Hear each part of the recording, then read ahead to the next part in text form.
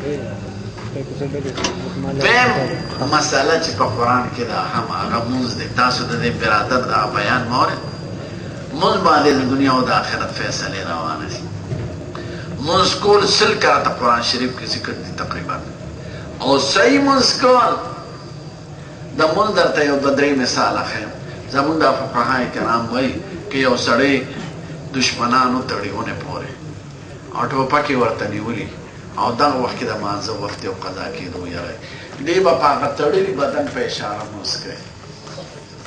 یو ښځه د اولاد یې شروع شو لا شوی نه دی، اولاد کې کله وخت لګي او مونځ ته قضا کېږي، ځان ته به کټوې کېږي یا به کندې سره کېږي خو مونځ به وکړي. یو سړی په جیل کې دی چې ټول جیل پلید دی، نه تیمم شته نه د اودس سامان شته او مونځ قضا کېږي دی به په اشاره مونځ کوي. خو مونځ داسې وخت کې نه دی معاف. نو په رکشه پټانګه چلولو په نسوارو خرڅولو مونځ معاف کېږي؟ مونځ نه معاف کېږي. دریم د ښځو حقونه دي. قرآن شریف دا زمونږ پښتانه ډېر غیرتمند دي خو د ښځو په حق کې ظلم کوي. ښځې خرڅوي د عظیم ظلم دی، د دې نه زیات ظلم نشته.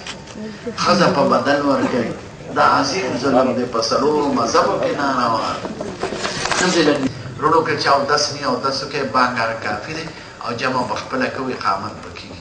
بیا د مانځه نه پس نور څه شته ډوډۍ د دوی راته وایي ګورې دې دعوت تاسو له کړی دی. زه یو دعا وکړې چې خدای دا جمع حاضره ده وبخښي د دې دا بچي خدای نیکان صالحان کړي او کور کې که بیماران وي زړونو کې چې سعادت وي د شریعت سره مطابق او خدای ته په خپل فضل کرم زمونږ د علاقه د فتنو د دهشتګردو د ډاکوانو د غلو د بدماشانو نه محفوظ وساتي.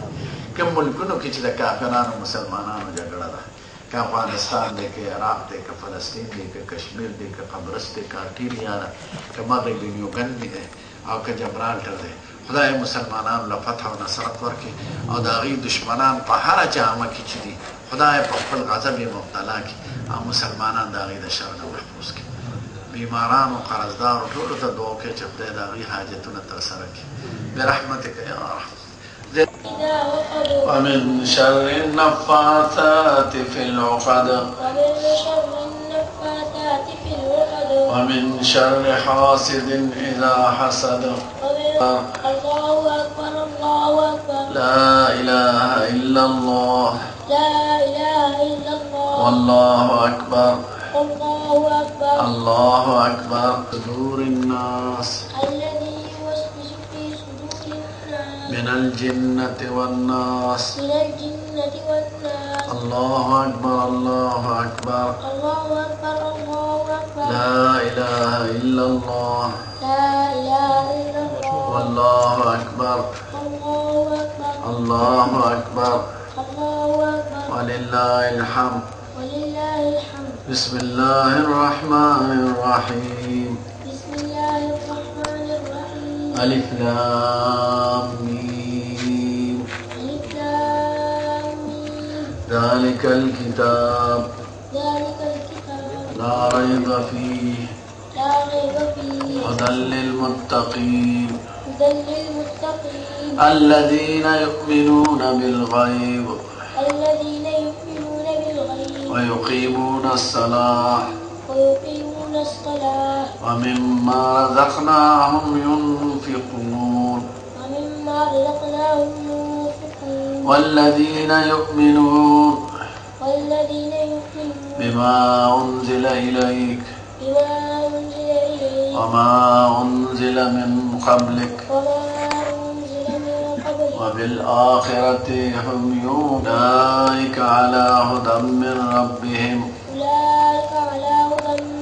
وأولئك هم المفلحون.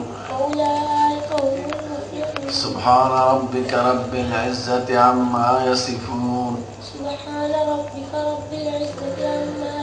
وسلام على المرسلين والحمد لله رب العالمين. مبارک شه تاسو ټول ته مبارک شه. جزاك الله جزاك. په دې خوشاله او سعادت کې تاسو ټول شامل شئ ان شاء الله. هغه څه مخې نه پکې نقصان سمجھ ماشاء الله خدای پاک دې څنګه ښکلی حافظ شو نو خدای دې ښکلی عالم وکړي ډوډۍ خدای چاله د خر بچو د خر مه کوئ تاسې دا پښتون قوم څه ته وایي پښتون قوم د خر لکۍ ته وایي